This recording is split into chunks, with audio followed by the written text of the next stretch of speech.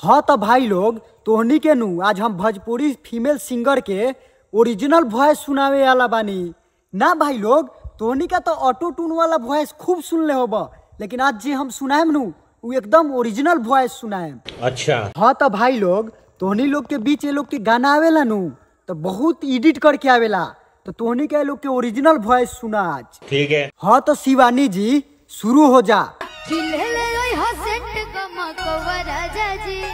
मारी मारी के घुमा पूरा गौवा राजा जी। जिया जिया जिया शिवानी मैडम। हाँ तो भाई लोग तोहनी के कमेंट करके बतावो कि शिवानी जी के गाना बिना ऑटो ट्यून के बढ़िया गावेली कि ना।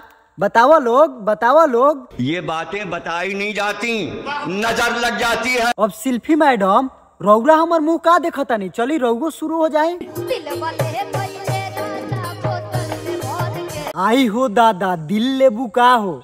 हाँ तो भाई लोग तोहनी के गलत ना समझियो, ये फैन वाला दिल कहता नहीं। और तोहनी के कमेंट करके बताओ लोग कि शिल्पी राज के गाना बिना ऑटो ट्यून के बढ़िया लागेला कि ना। बताओ लोग। ये बातें बताई नहीं जाती, नजर लग जाती है। अब अंतरा सिंह प्रियंका जी, ए मैडम रौरा कामना के मुंह देखता नहीं हो, रौरो शुरू हो जाए। अरे जियो हो। हाँ तो भाई लोग तू लोग कमेंट करके बताओ कि अंतरा सिंह प्रियंका के बिना ऑटो ट्यून के गाना अच्छा लागेला कि ना। कमेंट करके बताओ लोग। हमको नहीं पता। हाँ तो देखो भाई लोग यही गाना के ऑटो ट्यून लगा के कैसे बनैले बाड़ी। देख लेला तू लोग कितना चेंज बा। क्या बात है सर, क्या बात है सर। अब का अनुपमा मैडम रौरा हमनी लोग के मुंह का देखता नहीं, अब रौरो शुरू हो जाए। हाँ तो भाई लोग तू लोग कमेंट करके बताओ कि अनुपमा मैडम बिना ऑटो ट्यून के बढ़िया गावेली कि ना। क्या सोच है रे तेरी। हाँ तो देखो भाई लोग यही गाना में ऑटो ट्यून लग गईल बा, तो गाना कैसे तैयार भइल बा।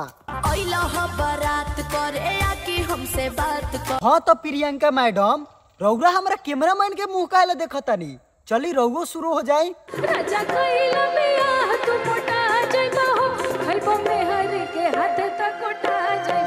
बाप रे बाप ई कहा गईले बाड़ी प्रियंका मैडम। ये क्या बात करता है यार। हाँ तो भाई लोग तोनी का यह वीडियो कैसन लागल हो कमेंट करके बताओ लोग।